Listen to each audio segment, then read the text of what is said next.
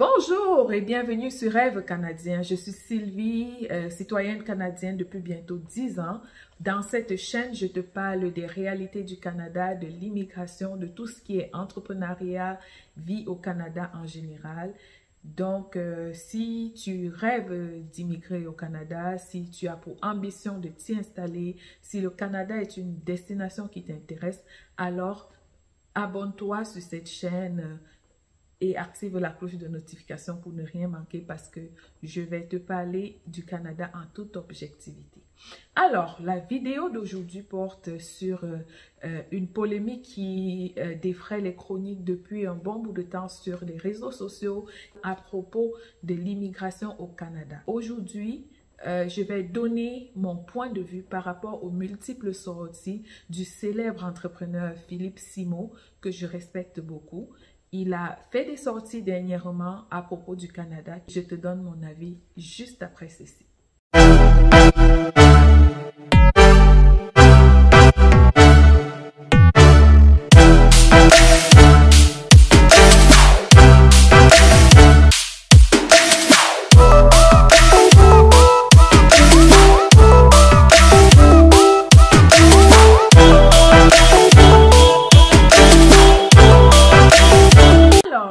Bienvenue une fois de plus sur Rêve canadien.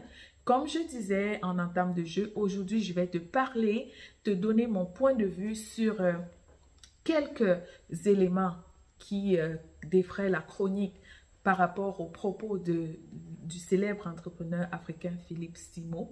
Donc, je vais parler de deux points en particulier. J'ai écouté sa vidéo jusqu'à la fin et il y a deux points sur lesquels je voudrais donner mon avis. Je précise bien, je n'ai rien contre Philippe Simon, je ne suis pas... D'ailleurs, je le suis sur ses réseaux sociaux et c'est un homme que j'admire beaucoup. Mais de mes expériences au Canada, je vais donner mon point de vue sur ces deux points-là. Le premier point, c'est le suivant. Philippe Simon a dit dans l'une de ses vidéos que la plupart des diplômes africains ne sont pas valorisés au Canada, ne sont pas utiles au Canada. C'est-à-dire que si tu viens au Canada avec tes diplômes, tu dois recommencer les études à zéro. Et il y a beaucoup qui ont crié sur lui, oh, Philippe Simon a dit des choses, c'est pas vrai, il ne connaît rien de l'immigration au Canada. Mais je pense qu'il a été très objectif. De mon expérience au Canada, des personnes que j'ai côtoyées, Philippe Simon a raison. Dans ce sens que lorsque tu immigres au Canada avec tes diplômes ont une valeur seulement lorsque tu as trouvé du travail. Parce qu'une fois que tu as trouvé du travail, tu vas gravir des échelons au niveau du salaire en fonction du diplôme que tu as.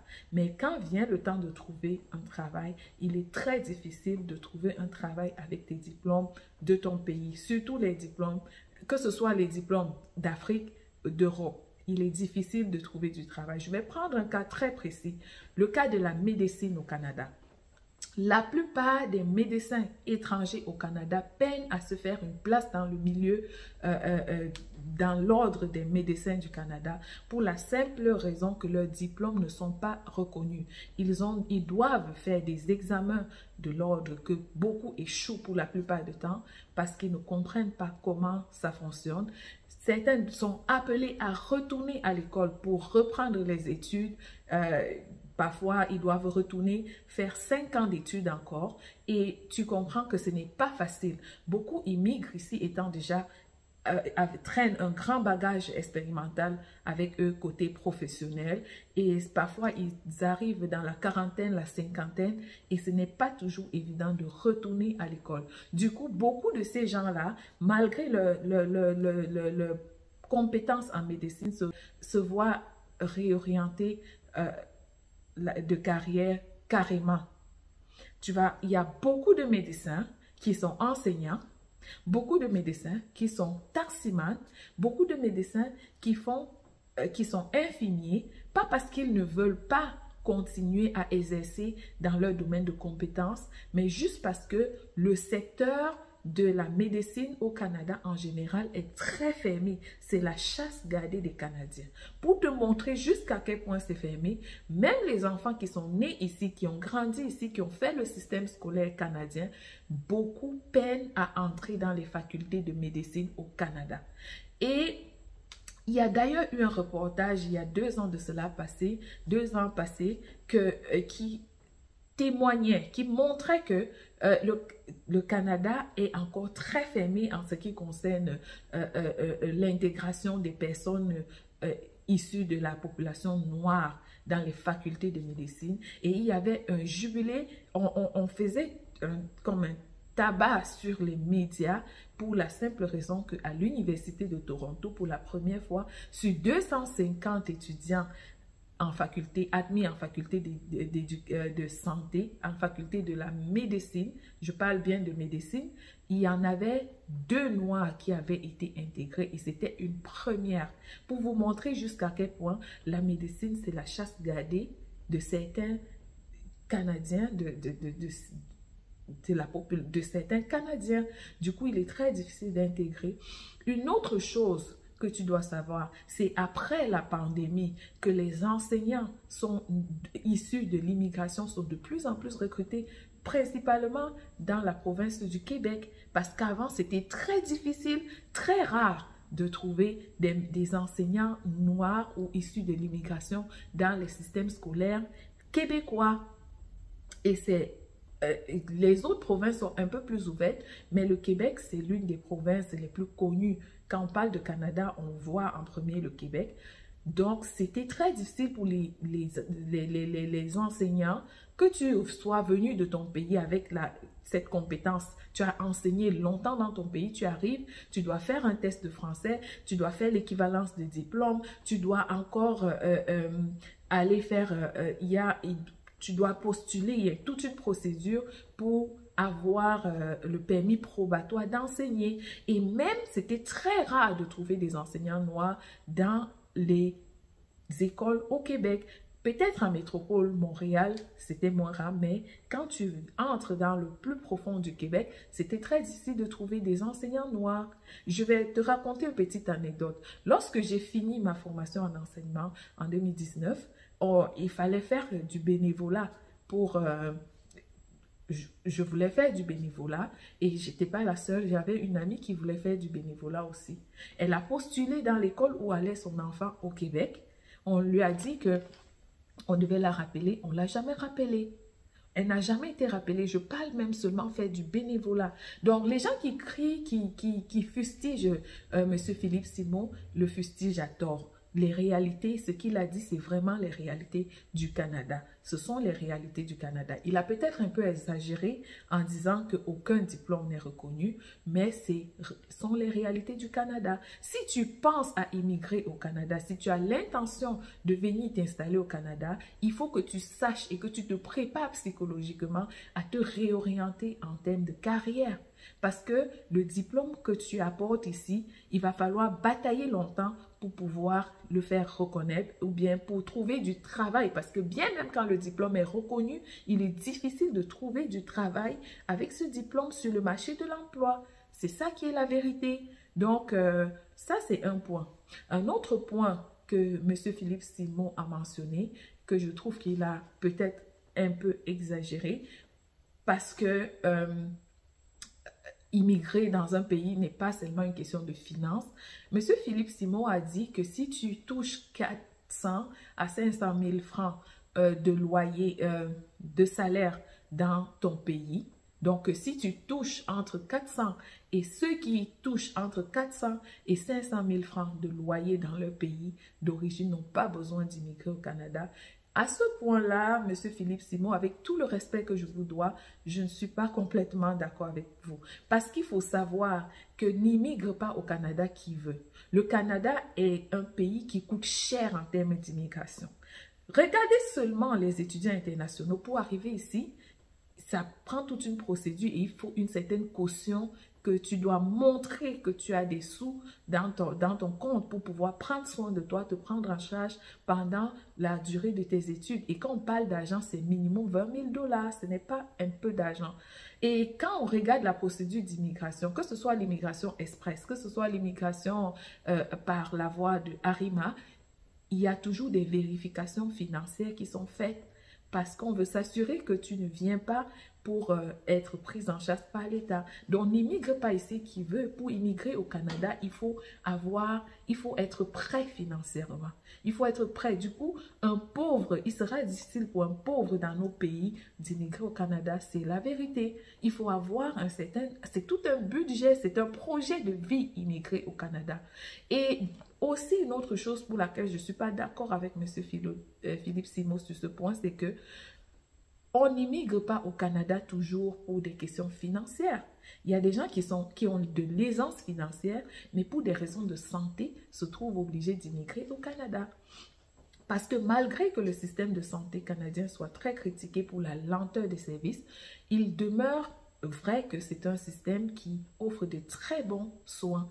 Une fois, si tu as certaines maladies, des personnes qui ont besoin de procréation, le système de procréation ici est très avancé et très développé, ce qui fait que beaucoup de gens, certains gens immigrent parce qu'ils n'arrivent pas à faire d'enfants et que le système de procréation n'est pas encore très développé dans leur pays. Du coup, ils viennent au Canada pour espérer bénéficier de ces soins. Donc, c'est quelque chose d'important. Certains aussi, le Canada est réputé pour être un pays, l'un des meilleurs pays où les enfants atteints d'autisme, du spectre de l'autisme, sont pris en charge de façon très intéressante. Le Canada est l'un des meilleurs pays au monde à bien traiter, à avoir conçu un système qui prend en compte ces enfants-là et qui contribue à leur éducation et leur intégration dans la société. Du coup, beaucoup de parents, moi je travaille dans le système éducatif, je suis enseignante et il y a beaucoup de parents d'enfants atteints du spectre de l'autisme qui ont immigré, pas parce qu'ils venaient chercher de l'argent, ils étaient déjà bien dans leur pays, mais ils ont immigré parce qu'ils avaient besoin de bénéficier de ces services-là pour leurs enfants atteints du spectre de l'autisme. Certaines personnes immigrent au Canada parce qu'ils fuient les conditions politiques de leur pays. Certains immigrent au Canada pas parce qu'ils ont besoin de finances, parce qu'ils ont besoin d'améliorer leurs finances, mais parce que ce sont des rêveurs, des entrepreneurs, mais le système de leur pays ne leur permet pas de se développer, d'exprimer leur talent entrepreneurial. Du coup, ils immigrent au Canada parce que c'est un très bon pays en termes d'opportunités. C'est un pays qui est rempli d'opportunités, un pays qui, si tu as un talent au niveau de l'entrepreneuriat, tu vas trouver ta voie au Canada. C'est un pays, en termes d'entrepreneuriat, le Canada a encore beaucoup à exploiter. C'est un terrain à vraiment exploiter au Canada. Donc, c'est ça que je voulais partager avec toi. Sois préparé. Le Canada d'aujourd'hui n'est plus le Canada d'hier. Il y a beaucoup de choses qui ont changé. Trouver du travail est devenu très difficile. Et il y a une autre chose pour renchérir avec M. Philippe Simon, c'est que quand tu arrives de l'extérieur, tu as besoin de l'expérience canadienne pour pouvoir trouver un travail de qualité. Tu as besoin de l'expérience canadienne. Voilà pourquoi le diplôme canadien est très valorisé ici. Quand tu n'as pas le diplôme canadien, c'est très difficile pour toi de trouver du travail. Un travail de qualité, un travail qui va te permettre d'avoir un certain standing de vie, une certaine aisance financière. Du coup, beaucoup se trouvent obligés de retourner à l'école, de retourner sur les bancs de l'université, pas de recommencer depuis le primaire, c'est insensé, mais de retourner sur les bancs de l'université pour chercher une qualification et un diplôme canadien. Parce que quand tu n'as pas de diplôme canadien, crois-moi, c'est très difficile pour toi de t'intégrer professionnellement au Canada. Sur ce point-là, je suis complètement d'accord avec M. Philippe Simon. Donc, si tu as une certaine aisance financière chez toi et que ta santé, tu as une très bonne santé, que tu as des enfants, tu n'as pas de problème de majeur, le Canada n'est peut-être pas pour toi. Parce que tu vas être désillusionné à un point qui ne dit pas son nom. J'ai connu, moi, dans mon entourage, des avocats qui étaient des grands avocats, des illustres avocats dans leur pays, mais qui, une fois arrivés ici, se sont résignés à faire le métier d'éducateur à la petite enfance.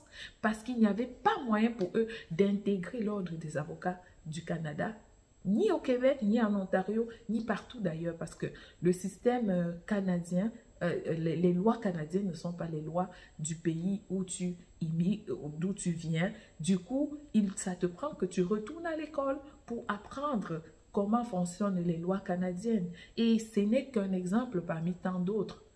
C'est la réalité. Ça fait que beaucoup réfléchissent. J'arrive, je suis avancée en âge, je n'ai pas forcément le temps de retourner aux études. Ils se retrouvent à faire avec ce qu'ils trouvent. Et il y a un point que j'ai oublié de mentionner, les études coûtent cher au Canada. Du coup, beaucoup trouvent qu'au lieu d'aller m'endetter, je préfère trouver un travail peut-être moins bien payé, mais au moins qui va me permettre d'avoir un minimum pour vivre. Beaucoup se résignent à ça. Si tu penses immigrer au Canada dans les prochaines années, prépare-toi psychologiquement parce que tu risques d'être très déçu. On se prend très bientôt pour une nouvelle vidéo sur Rêve canadien. Au revoir.